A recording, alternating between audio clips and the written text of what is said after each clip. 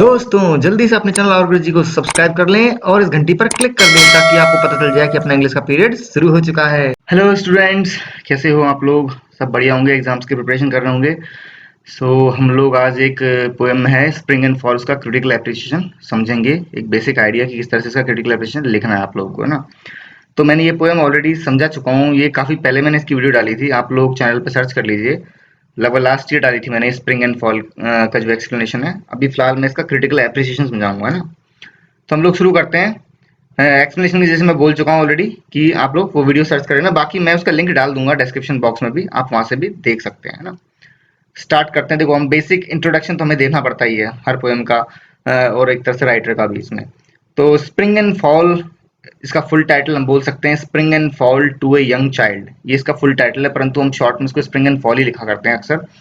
तो ये पोएम लिखी गई थी 1880 में। It was written in 1880 but first published in 1918 posthumously. Posthumously मतलब मरणोपरांत, यानी कि जो राइटर है उसके मरने के बाद में ये पब्लिश हुई थी 1918 में पहली बार। बल्कि ये लिखी कब थी? 1880 में लिख दी गई थी, परंतु पब्लिश 1918 में हुई थी। और किस में पब्लिश हुई थी? एक कलेक्शन था poems of Gerard Manley Hopkins की नाम से, इस टाइटल के नाम से, poems of Gerard Manley Hopkins के नाम से एक पोइट्री कलेक्शन निकला था। उस कलेक्शन के अंदर ये फर्स्ट टाइम आई थी ये पोएम। ठीक है। और ये पोएम बेसिकली किस बारे में बात करती है? बात करती है कि इंसान की जो अल्टीमेट फेट है, यानी किस्मत जो है ना, और सबका जो कॉमन सॉरो है, सबका कॉमन दुख है, वो क्या है? वो ये है डेथ। कि डेथ क्योंकि सबको आती है, जो पैदा होता है वो मरता है, तो डेथ सबके लिए कॉमन है और वही सबकी अल्टीमेट फेट भी है, सबकी अल्टीमेट किस्मत भी, आखिर में ये सभी को मिलनी मिलनी है। तो उस बारे में ये बात करती है पोएम। और वो बात कैसे करती है? वो एक चाइल्ड के थ्रू दिखाया जाता है। एक चाइल्ड है मार्गरेट करके, जो कि दुख मना रही है, एक्चुअली शी इज ग्रीविंग, है ना। वो दुख मना रही है कि भाई उसको समझ नहीं आ रहा है कि उसके साथ में क्या हो रहा है। वो पत्तियों के गिरने का दुख मना रही है, पेड़ों से पत्तियां गिर रही है, उनको देख के दुख मनाती है, परंतु समझ नहीं आ रहा होता है उसको कि वो किस बात का दुख मना रही है। तो उसी उसको फीचर किया गया एक तरीके से, ये समझाने के लिए कि अल्टीमेट जो फेट है वो डेथ है। इंसान की जो आखिरी किस्मत क्या है, आखिरी चीज को जो मिलनी है वो है डेथ। तो उसको समझाने के लिए एक बच्ची मार्गरेट का एक तरह से इस्तेमाल किया गया है पोइट के द्वारा। ठीक है। ये पहली बात तो इसमें जो नैरेटर है ना इस पोएम में, वो आप बोल सकते हो पोइट खुद ही है एक तरीके से, है ना। अब देखो सेंट्रल आइडिया हम एक बेसिक आइडिया देंगे कि जो फाइनल डेस्टिनेशन है ह्यूमन बीइंग की वो डेथ है। और पोएम में एक चाइल्ड मार्गरेट है जो कि गोल्डन लीव्स के गिरने का दुख मना रही है। गोल्डन लीव्स क्या है? मतलब देखो, ऑटम ऑटम सीजन में पत्तियां पीली हो जाती हैं तो वो गिरना स्टार्ट हो जाती हैं। तो वो क्या है, उस पत्तियों को देख रही है कि पेड़ से पत्तियां गिर रही हैं, तो वो गोल्डन लीव्स के गिरने का दुख मना रही है। तो नैरेटर यानी जो पोएट है वो उससे एक बार पूछता भी है कि भाई तुम्हारा दुख का कारण क्या है, परंतु वो बता नहीं पाती, बच्ची बता नहीं पाती वो क्यों दुखी है। उसको समझ नहीं आ रहा है, she is not able to understand the reason of the sorrow, उस दुख का उसको कारण नहीं पता। तो है ना, फाइनली जो नैरेटर है, जो पोएट खुद है, वो इस मिस्ट्री को सॉल्व करता है और बताता है कि तुम्हारा जो रीजन है ना, वो डेथ है। एक्चुअल में तुम डेथ की वजह से दुखी हो, तुम डेथ से डर रही हो एक तरीके से, जो कि सब इंसानों को डेथ आनी है, तुम्हें वो डेथ का डर है। तुम ये पत्तियों के गिरने के डर से, मतलब पत्तियों की गिरने का दुख नहीं मना रही है, तुम्हें एक्चुअल में डेथ का एक तरीके से दुख हो रहा है। ठीक है, ये सेंट्रल आइडिया हम लिख देंगे। आप चाहो तो इसकी शॉर्ट समरी भी लिख सकते हो। ठीक है, मैंने वो स्किप कर दिया। आप इसको एक्सटेंड करने के लिए इसमें समरी लिखना चाहो तो लिख दो। ठीक है। थीम्स, 3 थीम्स हैं मेरी तरफ से, और भी थीम्स बन सकती हैं होने को तो, परंतु 3 बेसिक थीम्स है। मैं इनका सिर्फ टाइटल दे रहा हूँ आपको, आप इनको खुद एक्सप्लेन करना। Theme of death, theme of death, बिल्कुल मृत्यु की थीम तो इसमें है ही पूरी। पोएम में एकदम क्लियर नजर आ रही है कि डेथ, सब इंसानों का अल्टीमेट फेट क्या है? डेथ है। इंसान को एंड में डेथ मिलनी है, जो पैदा हुआ है वो मरेगा, जो चीज आई है दुनिया में वो खत्म होनी है। तो डेथ तो अल्टीमेट फेट है ही। तो ये थीम, इसकी पहली थीम तो सबसे बेसिक इंपॉर्टेंट थीम तो पोएम की यही है। दूसरी, चाइल्ड साइकोलॉजी, एक बच्चे की साइकोलॉजी किस तरह से काम करती है, बच्चा किस तरीके से छोटी छोटी चीजों को देख के परेशान हो जाता है, उसको समझ नहीं आता कि क्या हो रहा है ना, परंतु वो परेशान हो जाता है। उसको समझाने की कोशिश की जाती है, बहुत बार समझ में नहीं आता है। समझ में आ भी जाए तो भी बच्चे छोटी छोटी चीजों को देख के एक तो बहुत ज्यादा क्यूरियस होते हैं, उत्सुकता रखते हैं। बच्चे क्या रखते हैं? क्यूरियोसिटी रखते हैं ना, उत्सुकता रखते हैं। क्यूरियोसिटी के साथ में उनको चीजें समझ में भी नहीं आती है कि भाई ये क्या है। तो चाइल्ड की साइकोलॉजी किस तरह से काम करती है? यहाँ पर बच्ची मार्गरेट है, मार्गरेट को समझ नहीं आ रहा है कि पत्तियां गिर रही हैं, वो क्यों गिर रही हैं, और उसको दुख हो रहा है उनको देख के, तो वो क्यों हो रहा है, उसको चीज समझ नहीं आ रही है ना। तो ये चाइल्ड साइकोलॉजी की थीम्स में बहुत स्ट्रांग है। ह्यूमन नेचर, इंसान का नेचर किस तरह का है। देखो जब बच्चे की अवस्था में होता है, बच्चा मतलब एक इंसान जो छोटा होता है, चाइल्ड होता है, तब वो ऐसी छोटी छोटी चीजों को दुख मनाएगा, परंतु जब वो बड़ा हो जाएगा, अडल्ट हो जाएगा, तो उसके लिए चीजें क्लियर होंगी, नॉर्मल होंगी, उसको समझ में आएगा कि क्या हो रहा है, वो फिर ज्यादा बड़ी चीजों का दुख मनाएगा, है ना। उसकी लाइफ में नॉर्मल चीजें हो जाएंगी, वो छोटी मोटी चीजों का दुख ही नहीं मनाएगा। तो ह्यूमन नेचर इस तरह से वर्क करता है, जैसे एक्सपीरियंस गेन करता है, वो छोटी मोटी चीजों की परवाह करना ही बंद कर देता है एक तरीके से। तो आप इन तीनों थीम्स को खुद एक्सप्लेन करना, मैंने आपको टाइटल बता दिए हैं, ये आपके लिए एक तरह से होमवर्क मान लो आप, है ना। सब कुछ मैं लिख के दूंगा तो फिर आप मेहनत करना ही छोड़ दोगे। अच्छा चलो ठीक है, आगे बढ़ते हैं। फिगर ऑफ स्पीच, तो फिगर ऑफ स्पीच में सिमिली सिमिली यूज हुई है। Leaves like the things of man, पत्तियां कैसी हैं, इंसानों की चीजों की जैसी हैं, लाइक। तो यहाँ पर क्या है, तुलना हो रही है, तुलना साफ साफ दिखाई जा रही है, लाइक या एस जैसे शब्दों से, तो यहाँ सिमिली इस्तेमाल हुई है। तो लीव्स को किससे दिखाया गया, जैसे इंसान की जो चीज होती है, मटेरियलिज्म बोल सकते हो आप, है ना। इंसान को जो चीजें पसंद होती हैं, उन चीजों को बोल सकते हैं थिंग्स ऑफ मैन। तो पत्तियां कैसी है, उन्हीं चीजों की तरह है। देखो जैसे कि बच्ची को दुख हो रहा है लीव्स के गिरने का, तो वैसे इंसान को भी दुख होता है अपनी चीजों के खराब होने का, टूटने का, चले जाने का। तो यहाँ पे लीव्स की तुलना किससे की गई है, थिंग्स ऑफ मैन से की गई है। ठीक है, देखो मेटाफर, मेटाफर मेटाफर में देखो यहाँ पोयम में एक बेसिक चीज है जो बहुत ही, मतलब वैसे तो बहुत ही नॉर्मल चीज है, आपको नजर भी नहीं आएगी। वो है इसका टाइटल, स्प्रिंग एंड फॉल। हम पूरी पोयम पढ़ते रहते हैं, इग्नोर कर देते हैं टाइटल को। टाइटल स्प्रिंग एंड फॉल में मेटाफर इस्तेमाल किया गया है। मेटाफर क्या होता है, तुलना हो रही होती है, परंतु तुलना दिखती नहीं है, लाइक या एस जैसे शब्द इस्तेमाल नहीं करते हम लोग, है ना। सीधा सीधा दो चीजों की तुलना करते हैं।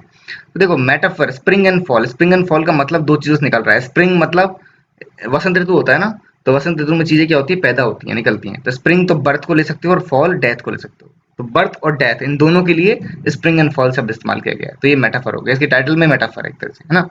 Alliteration, heard heard ghost gas में एलिट्रेशन हो रहा है, कॉन्सोनेंट रिपीट हो रहे हैं, एच एच, जी जी, ये यानी एच और ग, ये जो व्यंजन है, कॉन्सोनेंट है, वो रिपीट हो रहे हैं, और इनके बाद का जो वॉवल है वो चेंज नहीं हो रहा है।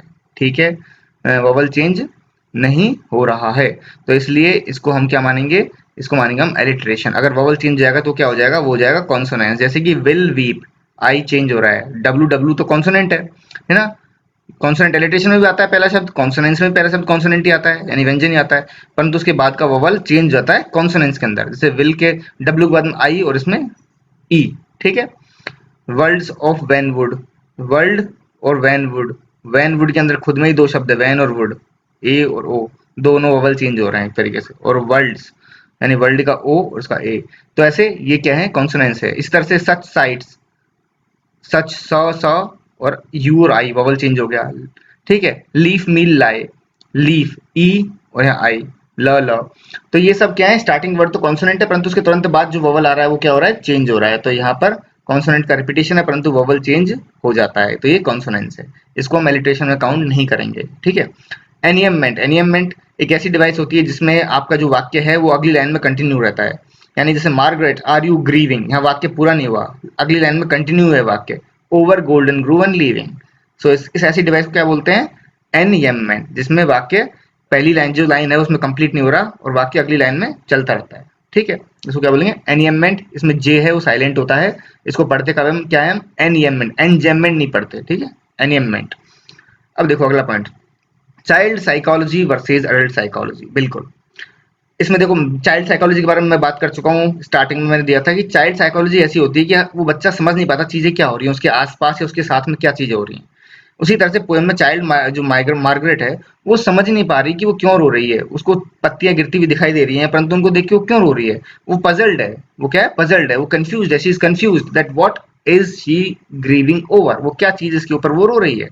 तो नैरेटर या पोइट जो है वो उसको समझाने की कोशिश करता है कि भाई मतलब वो एक तरह से कह सकते हैं उसकी समझने की, सॉरी वो खुद समझने की कोशिश करता है कि इसकी साइकोलॉजी कैसे काम कर रही है बच्चे की, है ना। वो बोल रहा है कि वो एक्सप्लेन करता है कि देखो ये रो रही है पत्तियों के गिरने पर, परंतु एक्चुअल में क्योंकि ये अभी चाइल्ड बच्ची है, इमेच्योर है, अपरिपक्व है ना, इसका चाइल्डहुड का स्टेट चल रही है, चाइल्डहुड की अवस्था चल रही है, तो इसको दुख तो फील हो रहा है छोटी छोटी चीजों, पत्तियां गिरना एक नॉर्मल चीज है, उस पर इसको दुख फील हो रहा है, क्योंकि बच्ची अभी ऐसी अवस्था में इसको समझ नहीं आ रहा है कि एक्चुअल में जो बड़ा दुख क्या है, अल्टीमेट दुख क्या है। जो कि बड़ी हो जाएगी लाइफ में, तभी अडल्ट हो जाएगी ना, तब वो ऐसी छोटी मोटी चीजों को क्या करेगी, इग्नोर करेगी, है ना, और उनकी तरफ क्या रहेगी, अपाथेटिक, यानी कोई सहानुभूति नहीं रखेगी ऐसी चीजों के प्रति। चाहे कि पूरा का पूरा जंगल भी जल जाएगा ना, तो भी इसको फर्क नहीं पड़ेगा जब बड़ी हो जाएगी तो। अभी बच्ची है इसलिए छोटी छोटी पत्तियों पर गिरने पे दुख मना रही है ना, बाद में इसकी लाइफ में इसकी प्रायोरिटीज चेंज जाएंगी, है ना, ये किन चीजों को प्राथमिकता देती है, वो प्रायोरिटीज, वो प्राथमिकताएं चेंज हो जाएंगी, क्योंकि ह्यूमन जो होता है ना, ह्यूमन की साइकोलॉजी एक अलग तरीके से काम करती है। उसको अपनी जिंदगी में दूसरे इश्यूज नजर आते हैं भाई, कि मेरी जिंदगी में और मुसीबतें कम है कि जो छोटी छोटी चीजों में दुख मनाऊं, तो उसको परवाह नहीं है, उसको छोटी मोटी चीजों को परवाह नहीं होती, वो बाकी चीजों के बारे में ध्यान देता है। तो इस तरीके से आप बोल सकते हो कि चाइल्ड की साइकोलॉजी और एक अडल्ट इंसान, एक जवान इंसान की साइकोलॉजी कैसे काम करती है, उनकी तुलना की गई है पोएम के अंदर। ठीक है। मटेरियलिज्म, एक तरह से भौतिकवाद, मटेरियलिज्म का भी फोकस हुआ है, क्योंकि इंसान जो होता है ना, वो अपनी चीजों की परवाह करता है, परंतु कुछ समय तक ही करता है। इंसान की आदत है, बचपन में जो चीज पसंद है वो जवानी में पसंद नहीं आएगी, जवानी में जो पसंद है वो बुढ़ापे में पसंद नहीं आएगी, और जवानी में चीजें बदलती रहती हैं। एक साल में आप मोबाइल को देख लो ना, 6 महीने इस्तेमाल हुए नहीं कि भाई दूसरा मोबाइल चाहिए, मार्केट में नया आ गया है, तो तुरंत हम दूसरा खरीदने चले जाएंगे। ये मटेरियलिज्म है, इंसान चीजें खरीदता रहता है, फेंकता रहता है, तोड़ता रहता है, उसका लगाव चीज होता रहता है, लगाव टूटता रहता है। तो ये मटेरियलिज्म की थीम है ना, इस पोएम में भी कहीं ना कहीं छिपी हुई है और दिखा नजर आती है कि ह्यूमन बहुत कम चीजों के लिए, चीजों से मतलब प्रेम करता है, बाद में उनसे एक तरीके से वो अपेथेटिक हो जाता है, उनकी तरफ परवाह करना बंद कर देता है उन चीजों की। तो वैसा इंसान की लाइफ में चीजों के साथ में होता है। तो ये मटेरियलिज्म की थीम भी इसमें छिपी हुई है, एक तरीके से इसको थीम में भी डाल सकते हो, सेपरेट भी कोट कर सकते हो। मैंने सेपरेट किया है क्योंकि एक मटेरियलिज्म की थ्योरी भी है ना, इसलिए मैं इसको अलग से दिखाया है। डिक्शन, डिक्शन मतलब क्या, लैंग्वेज किस तरह से इस्तेमाल किया गया है पोएम में।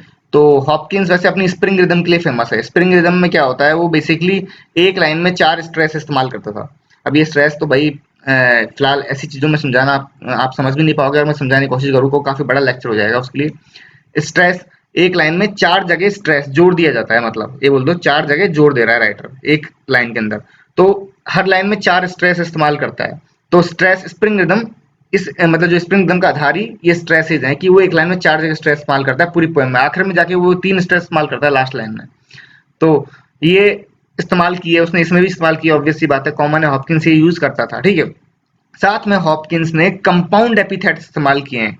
कंपाउंड एपिथेट्स क्या होते हैं? कंपाउंड एपिथेट्स यानी होता है बेसिकली एक एडजेक्टिव इस्तेमाल किया जाता है। ठीक है। एडजेक्टिव इस्तेमाल किया जाता है किसी की विशेषता बताने के लिए, ऑब्वियसली एडजेक्टिव विशेषता बताते हैं ना। तो ऐसे वर्ड इस्तेमाल किए हैं उसने जो कंपाउंड एपिथेट है। कंपाउंड मतलब 2 शब्दों को जोड़ के बनाया है। उदाहरण के तौर पे आप देख लो, गोल्डन ग्रूव, ग्रूव पेड़ है, गोल्डन सुनहरा है, तो इस पेड़ की विशेषता बता रहा है गोल्डन, है ना। तो ये इस तरह Goldengrove, wanwood, leafmeal, ये जो शब्द है ना, ये कंपाउंड एपिथेट के उदाहरण है। ऐसे उसने शब्द इस्तेमाल किए हैं। और दूसरी बात एक और, कि हॉपकिंस को ऐसे शब्द उसने खुद ने बनाए, ये शब्द कोई डिक्शनरी में नहीं थे उस वक्त, ये कोई शब्द एग्जिस्ट नहीं करते थे, ये शब्द कहीं चलन में थे ही नहीं, कोई एग्जिस्ट, इनका कोई अस्तित्व नहीं था। ये हॉपकिंस ने खुद ने फ्रेम किए हैं भाई, खुद ने बनाया है। उसको एक तरह से शौक था, उसे पसंद था ऐसे शब्द बनाने का, तो उसने ये शब्द बनाए खुद ने एक तरीके से इस पोएम के लिए, और वो हर पोएम में ऐसा करता था।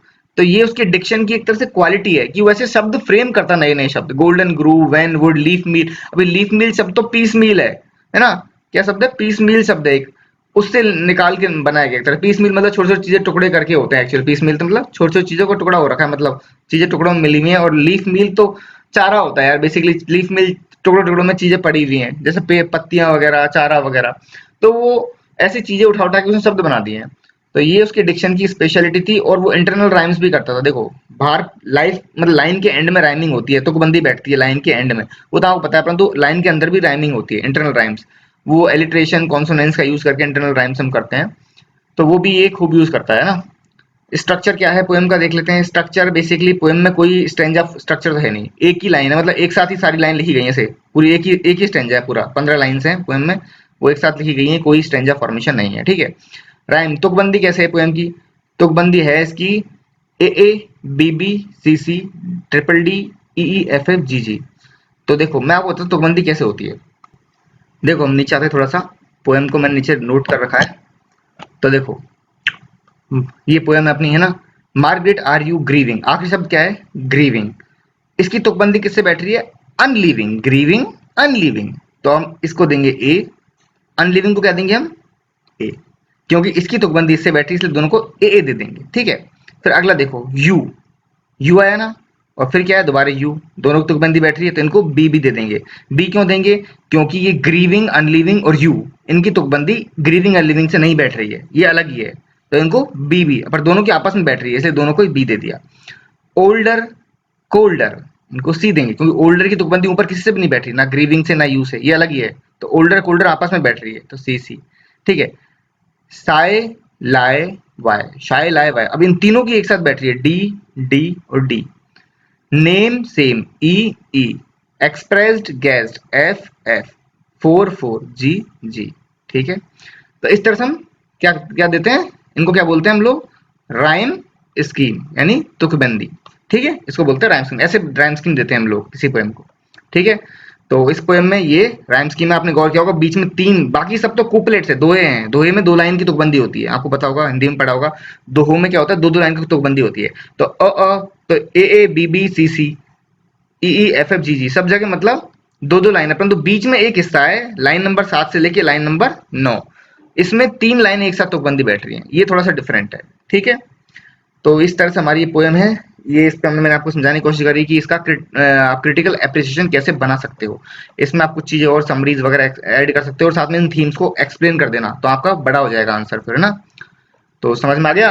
अब देखो, मैं इस पोएम का जो क्रिटिकल एप्रिसिएशन है, इसको मैं एक तरीके से एक फाइल में पीडीएफ बना के लिंक डाल दूंगा डिस्क्रिप्शन बॉक्स में, वहां से लिंक पे क्लिक करके आप डाउनलोड कर लेना। ठीक है, और दूसरे बच्चों के साथ में भी शेयर करना, ताकि उनको भी हेल्प मिल जाए कि इस तरह की चीजें मैं यहाँ पर शेयर करता हूँ, लेक्चर्स बनाता हूँ, तो वो बच्चे भी फायदा उठा पाए, उनको भी आप बता देना, बाकी बच्चों को जिनको पता नहीं हो। ठीक है बच्चों, तो नेक्स्ट लेक्चर मिलते हैं। टिल देन गुड बाय, और अपना ध्यान रखना।